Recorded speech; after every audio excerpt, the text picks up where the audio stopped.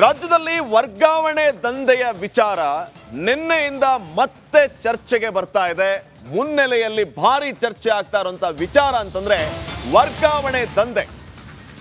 ಈ ವರ್ಗಾವಣೆ ದಂಧೆ PSI ಜೀವವನ್ನೇ ತೆಗೀತಾ.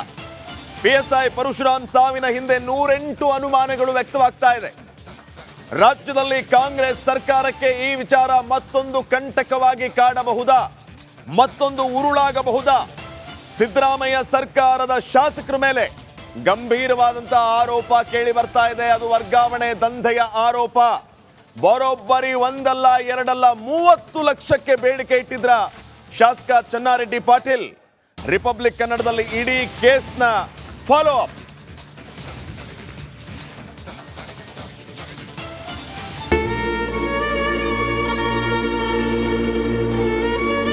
ಎಲ್ಲರ ಕಾಲು ಹಿಡ್ಕಂತ ನಿಮ್ಮ ನನ್ನ ಮಗನ ಕರ್ಕೊಂಡ್ಬಂದು ತೋರಿಸ್ರೆ.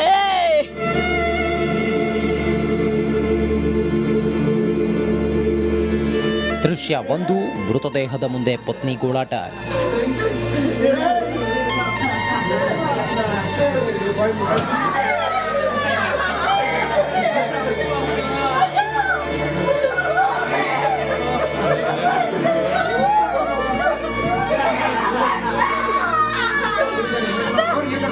ದೃಶ್ಯ 2, ಅಳಿಯನ ನೆನೆದು ಮಾವನ ಕಣ್ಣೀರು.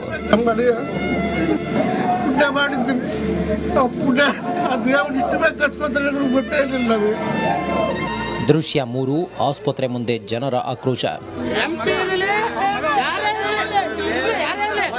ಯಾದಗಿರಿಯಾಗು ಕೇವಲ 8 ತಿಂಗಳದಾಗ ಜನ ಅವ್ರ ಸಾವಿಗೆ ಏನ್ ಕಾರಣ ಅಂತ ನಮ್ಗೆ MLA MP ಅವ್ರು ನಮ್ಗೆ ಉತ್ತರ ಕೊಡ್ಬೇಕು. ಈ ಸಾವಿಗೆ ನ್ಯಾಯ ಆಗತ್ತ ನಾವು ಬಾಡಿ ಕೊಡೋದಿಲ್ಲ, ಯಾರೇ ಬರ್ಲಿ ನಾವು ಕೊಡೋದಿಲ್ಲ. ದೃಶ್ಯ 4, ನ್ಯಾಯಕ್ಕಾಗಿ ಬೀದಿಗಿಳಿದ ದಲಿತ ಸಂಘಟನೆಗಳು.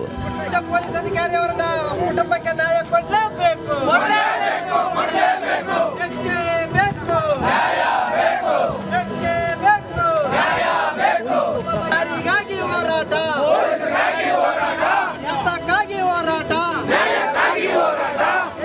ಈ ಹೃದಯ ವಿದ್ರಾವಕ ದೃಶ್ಯ ಯಾದಗಿರಿಯಲ್ಲಿ ಕಂಡುಬಂದಿದ್ದು.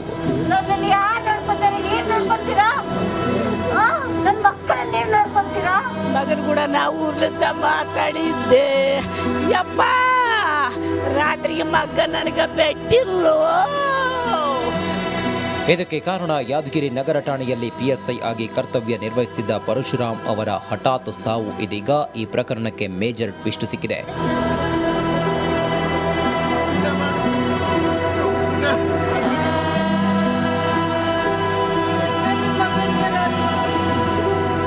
ಪತಿ ನಿಧನದ ಬಳಿಕ ಪರಶುರಾಮ್ ಪತ್ನಿ ಶ್ವೇತಾ ಕಾಂಗ್ರೆಸ್ ಶಾಸಕ ಚನ್ನಾರೆಡ್ಡಿ ಪಾಟೀಲ್ ಹಾಗೂ ಅವರ ಮಗನ ಮೇಲೆ ಗಂಭೀರ ಆರೋಪ ಮಾಡಿದ್ದಾರೆ. ವರ್ಗಾವಣೆ ದಂಧೆಗೆ ಪರಶುರಾಮ್ ಬಲಿಯಾದ್ರ ಎಂಬ ಪ್ರಶ್ನೆ ಎದುರಾಗಿದೆ.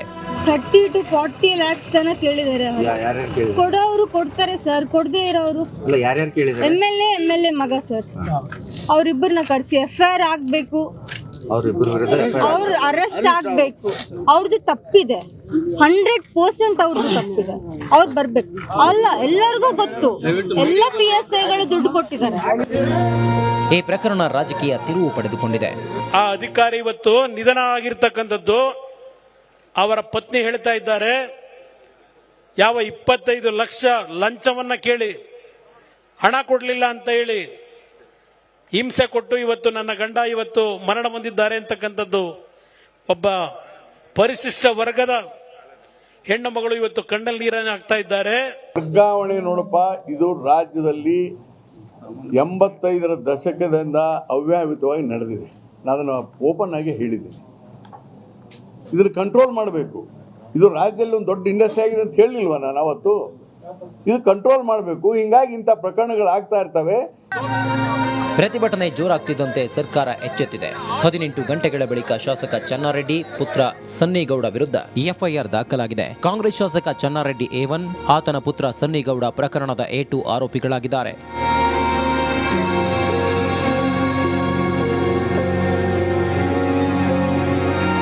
ನಾಗರಾಜ್ ಮಗದುಮ್ಮ, ರಿಪಬ್ಲಿಕ್ ಕನ್ನಡ, ಯಾದಗಿರಿ.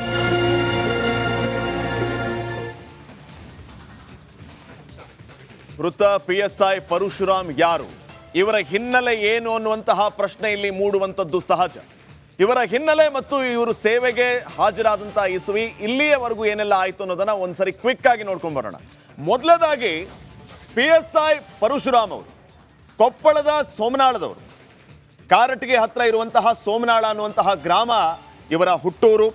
ಕಳೆದ 2017ರಲ್ಲಿ ಇವರು PSI ಪರೀಕ್ಷೆಯನ್ನ ಬರೆದು ಆ PSI ಪರೀಕ್ಷೆಯಲ್ಲಿ ಉತ್ತೀರ್ಣ ಆಗ್ತಾರೆ 2017ರಲ್ಲಿ.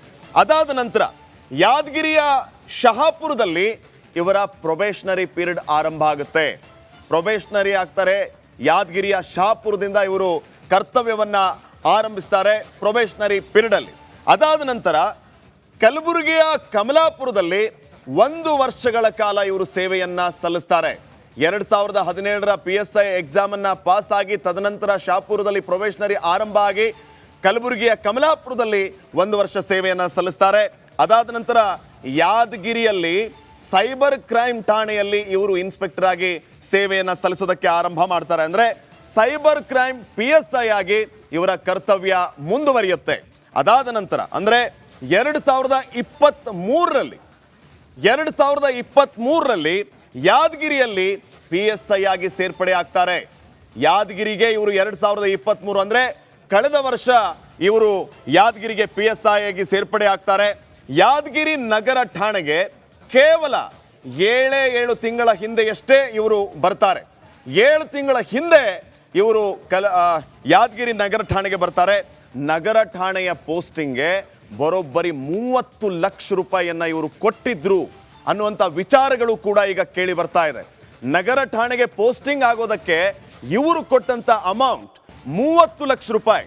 30 ಲಕ್ಷ ರೂಪಾಯಿಯನ್ನ ಕೊಟ್ಟು ಇವರು ಅಲ್ಲಿಗೆ ಪೋಸ್ಟಿಂಗ್ ಮಾಡಿಸ್ಕೊಂಡಿರ್ತಾರೆ ಅನ್ನುವಂತಹ ವಿಚಾರ ಸ್ವತಃ ಅವರ ಧರ್ಮಪತ್ನಿಯು ಕೂಡ ಈಗಾಗಲೇ ಹೇಳಿರುವಂಥದ್ದು ಒಂದು ಕಡೆ. ಆದರೆ ಮತ್ತೆ ಇದೇ ಠಾಣೆಯಲ್ಲಿ ಮುಂದುವರಿಯುವಂತಹದ್ದು ಅವರ ಬಯಕೆ ಆಗಿರುತ್ತೆ. ಅಂದ್ರೆ ಇದೇ ಠಾಣೆಯಲ್ಲಿ ಕೆಲಸ ಮುಂದುವರಿಸಬೇಕು ಅಂತ. ಯಾಕಂದ್ರೆ ಇವರಿಗೆ ಮತ್ತೆ ಟ್ರಾನ್ಸ್ಫರ್ ಆಗುತ್ತೆ, ಆದರೆ ಆ ಟ್ರಾನ್ಸ್ಫರ್ ಅವರಿಗೆ ಬೇಕಾಗಿರೋದಿಲ್ಲ. ಇದೇ ನಗರ ಠಾಣೆಯಲ್ಲಿ ಇವರು ಕರ್ತವ್ಯವನ್ನ ಮುಂದುವರಿಸ್ಕೋಬೇಕು ಅನ್ನುವಂಥದ್ದಿರುತ್ತೆ. ಆದರೆ ಅಗೇನ್ ಇಲ್ಲಿ ಆ ದಂಧೆಯ ಛಾಯೆ ಆವರಿಸುತ್ತೆ. ನಗರ ಠಾಣೆಯಲ್ಲಿ ಇವರು ಮುಂದುವರಿಬೇಕು ಅಂತಂದ್ರೆ ಮತ್ತೆ 30 ಲಕ್ಷ ರೂಪಾಯಿಯನ್ನ ಕೊಡಬೇಕು, ಅಂದ್ರೆ ಮಾತ್ರ ನೀವಿಲ್ಲಿ ಕಂಟಿನ್ಯೂ ಮಾಡಬಹುದು ಅಂತ ಹೇಳಿ ಶಾಸಕ ಚೆನ್ನಾರೆಡ್ಡಿ ಅವರು ಮತ್ತೆ 30 ಲಕ್ಷ ರೂಪಾಯಿ ಬೇಡಿಕೆ ಇಟ್ಟರು ಅನ್ನುವಂಥ ಆರೋಪ ಕೇಳಿ ಬರ್ತಾ ಇದೆ. ಮತ್ತೆ 30 ಲಕ್ಷ ರೂಪಾಯಿ ಕೊಟ್ಟರೆ ಮಾತ್ರ ನೀವಿಲ್ಲಿ ಮುಂದುವರಿಬಹುದು, ಇಲ್ಲ ಅಂತಂದ್ರೆ ನೀವು ವರ್ಗಾವಣೆ ಆಗಿ ಬೇರೆ ಕಡೆ ಹೋಗಿ ಅಂತ ಮಾತಾಡಿದ್ರು ಅನ್ನೋಂಥ ಆರೋಪ ಕೇಳಿ ಬರ್ತಾ ಇದೆ.